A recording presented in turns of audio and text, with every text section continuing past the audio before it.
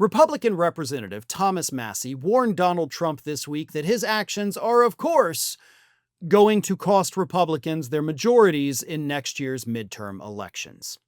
Now, I have to add the caveat, of course, that is assuming we even have midterm elections next year. Trump is already working with 5 Republican governors that he's mentioned to gerrymander their states so that Democrats can't possibly win. So, and of course, Republicans in Miami canceled their elections for this year, so they've done it once. Don't put it past them to do it again. So assuming we have elections next year, Republican Representative Thomas Massie says the writing's on the wall.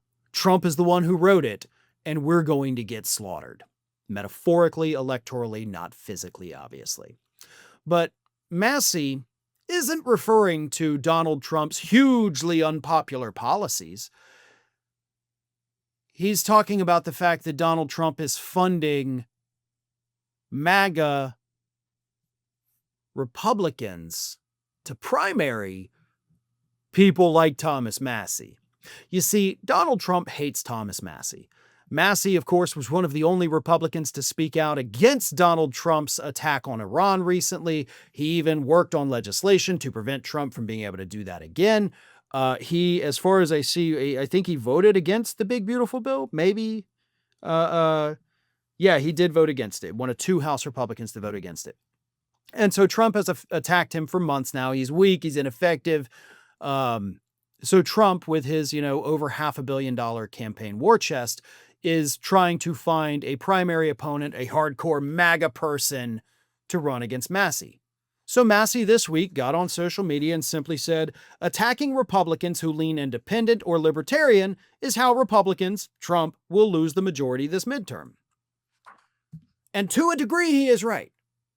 Because we have seen a lot of hardcore MAGA candidates, not just in special elections since Trump took office, but in 2024, 2022, and 2020, they got their asses kicked. The MAGA movement as a whole nationally can get a MAGA person in office.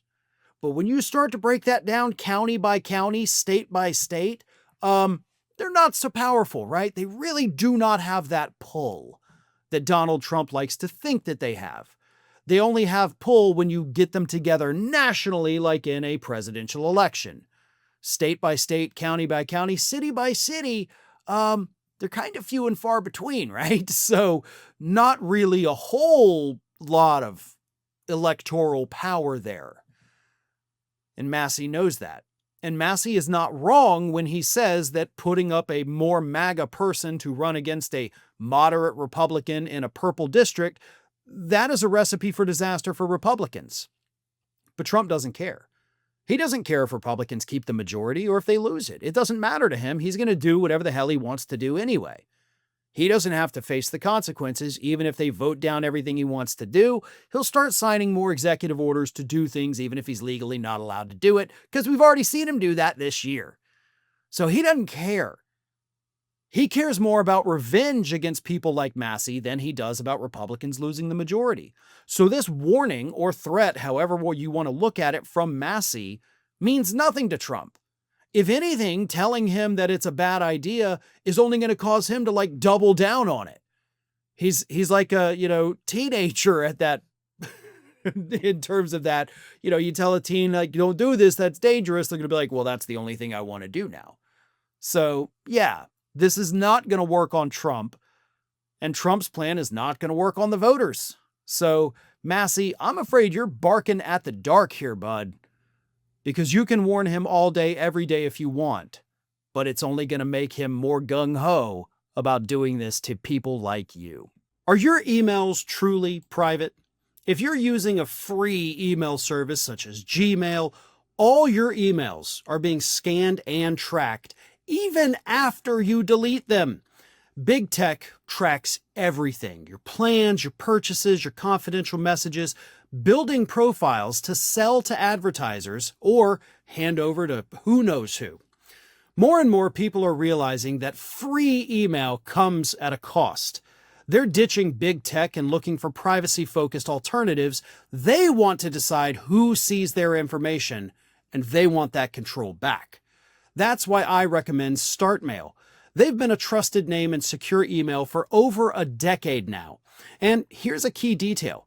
StartMail is based in the Netherlands, a country renowned for its strong data and protection laws.